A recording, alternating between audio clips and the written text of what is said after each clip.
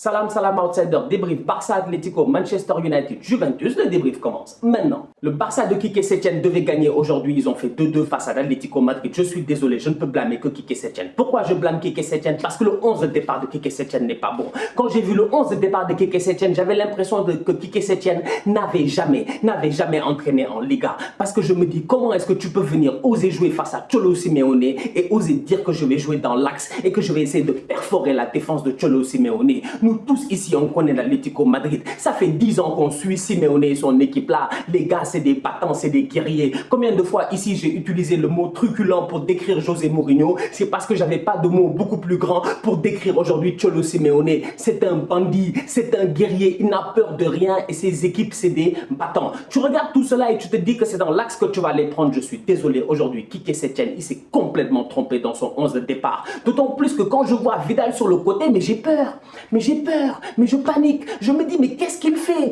Qu'est-ce qu'il fait? Comment ça se fait que ça fait 3 jours qu'il doit préparer le match? 3 jours, je dis bien 13 días, frérot, 13 días. Le mec, il rentre à la casa, il commère, il dort, il rentre à la casa, il commère, il dort. Tout ça, pourquoi? Pour nous mettre Vidal sur le côté. Mais c'est de la foutaise. C'est de la foutaise. Franchement, c'est de la foutaise. Aujourd'hui, Quique Setien, tactiquement, il s'est perdu. Parce qu'il a voulu jouer un jeu qui n'est pas le sien face à un adversaire qui maîtrise beaucoup plus la défense que n'importe qui d'autre en Liga.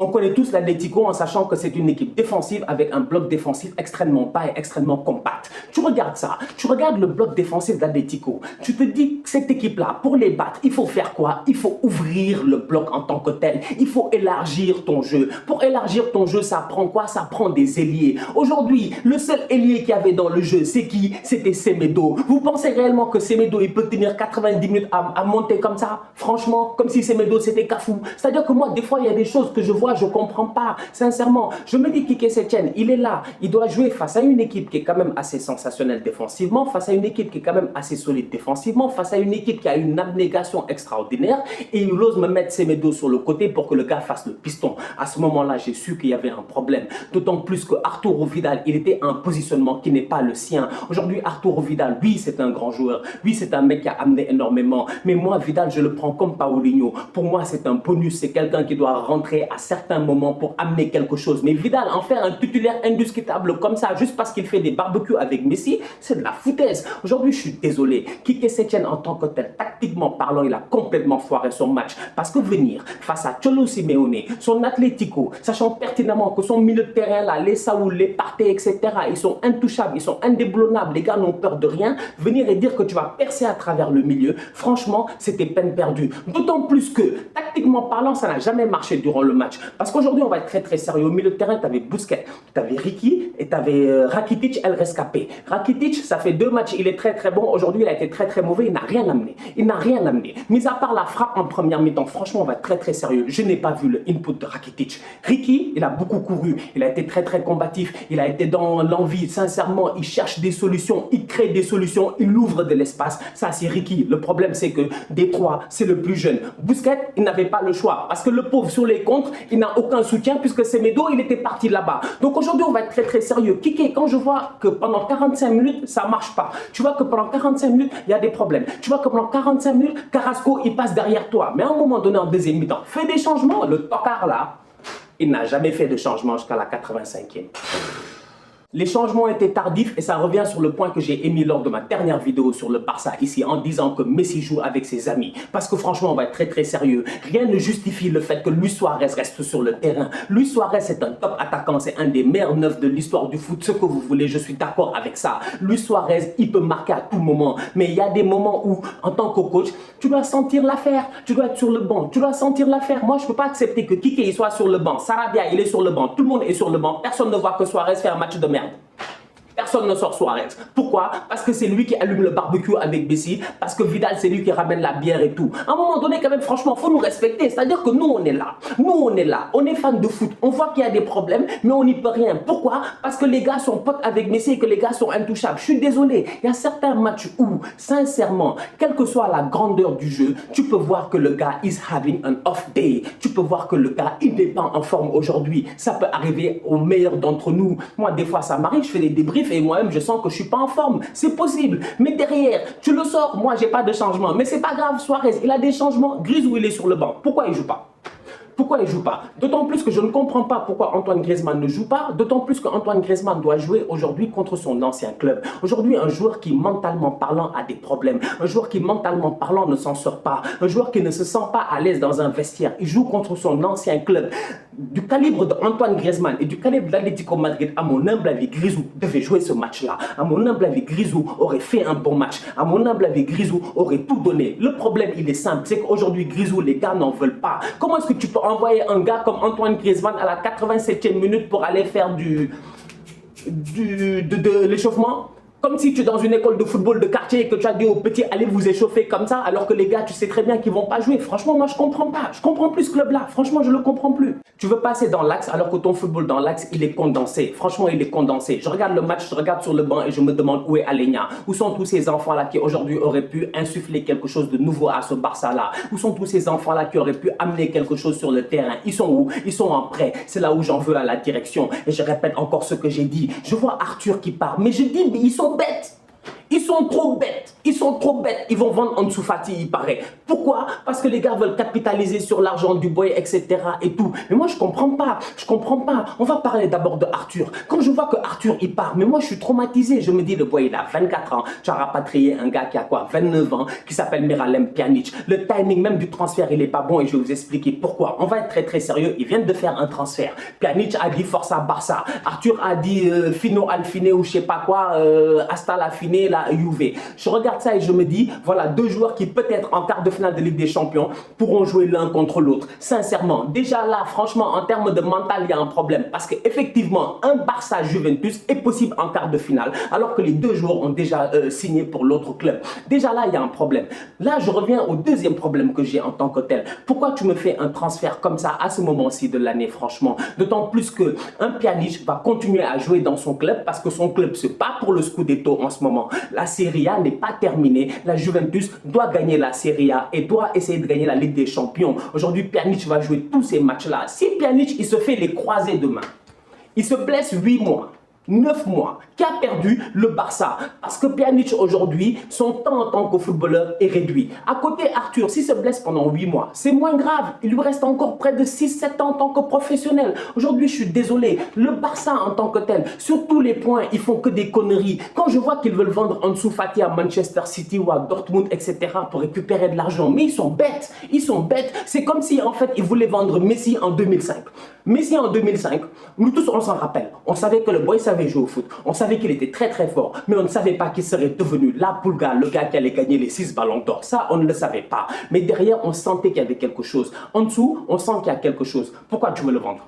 Franchement, pourquoi tu veux le vendre? Voilà encore un autre problème encore par rapport au Barça. Donc aujourd'hui, je suis désolé. Le Barça sur le terrain, ça ne va pas. Le Barça en dehors du terrain, ça ne va pas. Le Barça partout, ça ne va pas. Avant que les Catalans viennent ici me fatiguer en me disant non, il y avait penalty, il n'y avait pas penalty, etc. On va être très très sérieux. Les Barça Atlético, les Real Atlético, etc. C'est des matchs où aujourd'hui, il y a toujours de la polémique de l'arbitrage. On va être très très honnête. À mon humble avis, aujourd'hui, l'arbitrage, il était bon. Le penalty qu'il y a eu sur Semedo, c'est un penalty. Semedo, il rentre dans la surface de réparation, on l'a touché, même si c'est très très léger, on a touché sa jambe, on a touché son pied, excusez-moi, Semedo est tombé, il y a penalty. De l'autre côté, il y a penalty. Carrasco, il rentre, Vidal le fauche, il le touche, Vidal l'a touché, il y a croche-pied, il tombe. Le deuxième penalty, voilà où il y a peut-être de la polémique. On va être très très sérieux, il n'y a aucune polémique. Le boy, il se fait bouffer dans la course Semedo. Pourquoi? Parce qu'il n'y a pas d'ailier dans le match. Pourquoi? Parce que Kike a décidé qu'il n'y avait pas d'ailier dans le match. Et donc du coup, Semedo, il passe son temps à monter. Quand il monte derrière, il n'y a personne pour attraper Carrasco. Carrasco, il va 2 fois plus vite que n'importe qui. Le boy, il prend la profondeur, il rentre dans la surface de réparation. En rentrant, il a de grosses courses, il a de grosses enjambiers. Le boy Semedo, il arrive, il touche ici, c'est le genou de Semedo. C'est le genou de Semedo qui touche en fait même pas le pied de Carrasco, juste suffisamment pour le déséquilibrer. Je suis désolé, il y a contact, il y a penalty. Maintenant que les Catalans viennent ici, encore une fois, se cacher derrière les erreurs de l'arbitrage, c'est parce qu'eux-mêmes, en fait, ils n'aiment pas assez leur club. À un moment donné, si tu aimes ton club, tu dois voir que ton club ne fonctionne pas. Je suis désolé. Oui, ils peuvent dire que c'est vrai. Sur 10 pénaltys qui sont mal tirés, sur 10 pénaltys où le gardien sort de sa ligne, il n'y en a qu'un qui est retiré. Malheureusement, c'est tombé sur eux aujourd'hui. Mais derrière, la règle est la règle. Et ça ne change en rien sur le fait que les problèmes du Barça, à mon humble avis, ne sont pas juste avec l'arbitrage. Les problèmes du Barça, ils sont structurels et sur le terrain. La Juventus a gagné 3-0 face au Genoa. Franchement, on va être très très sérieux. CR7, il s'est réveillé. Pourquoi il s'est réveillé? Parce que je l'ai attaqué. Vous-même, vous me savez, vous me connaissez. Vous savez directement que moi, dès que j'attaque un boy, le boy se réveille le lendemain. Le boy se réveille le match d'après. Cristiano Ronaldo, j'ai eu raison de l'attaquer parce qu'il fallait qu'il essaie de jouer avec ses coéquipiers. Ça fait 2 matchs qu'il fait des passes décisives à Dybala et tout, c'est bien. Tu commences à avoir un Cristiano Ronaldo qui essaie de jouer avec ses coéquipiers. C'est pas aux coéquipiers de jouer pour Cristiano Ronaldo. C'est à lui de se mouler dans le groupe malgré toute la grandeur de Cristiano Ronaldo et de donner ce qu'il a donné à ce groupe-là. Aujourd'hui, franchement, Cristiano Ronaldo, j'ai rien à dire. Il a fait un bon match. Il a fait un bon match. Quand il fait un bon match, moi, je me tais et j'accepte. Je me tais et j'accepte. Je peux avoir 35 000 idées en tête, 35 000 manières de réfléchir et de me dire, ouais, Ronaldo, quand je regarde le long terme, son âge et tout, le style de jeu de la Juventus, je suis pas convaincu, etc. Mais rien n'empêche sur le fait que le gars, c'est un talent extraordinaire. Il prend le ballon tout seul, il court, il met une bastos 105 km à l'heure. On aurait dit le Ronaldo du Real Madrid. Donc aujourd'hui, il n'y a rien à dire. Top performance de sa part. À côté, j'ai envie de saluer Paulo Dybala. Parce que qu'on le veuille ou non, Paulo Dybala, depuis le retour de la quarantaine, c'est le meilleur joueur de la Juventus. D'où la raison pour laquelle j'arrête pas de dire et de répéter que la Juventus devrait construire autour de Paulo Dybala plutôt qu'autour de Cristiano Ronaldo. Cristiano Ronaldo, à mon humble avis, on voit les dernières minutes de Cristiano Ronaldo. Cependant, on est en train de voir le début de Paulo Dybala. Parce que Paulo Dybala, ici, le Corona a failli le tuer. Il a été testé 3 fois positif. Franchement, 3 fois positif, on a tous paniqué. On s'est dit, Dybala, qu'est pas ça? Mais depuis lors, il est revenu, il est en bonne santé. Il n'y a rien à dire. Paulo Dybala, il prend en grippe toutes les défenses de Serie A. Il prend en grippe toutes les défenses de Serie A. Sans jeu de mots, sincèrement. Tu as l'impression que c'est plus lui qui a le corona, c'est lui qui donne le corona, mec, je te dis. Les gars, impossible de l'arrêter. Le mec, la dernière fois, il te met une frappe enroulée. Aujourd'hui, son but, il est magnifique. Il est magnifique. C'est-à-dire la course de balle, le contrôle de balle, la conduite de balle, la frappe, etc. Top Dybala. On va être très, très sérieux ces derniers temps. Je suis en train de revoir le Paulo Dybala.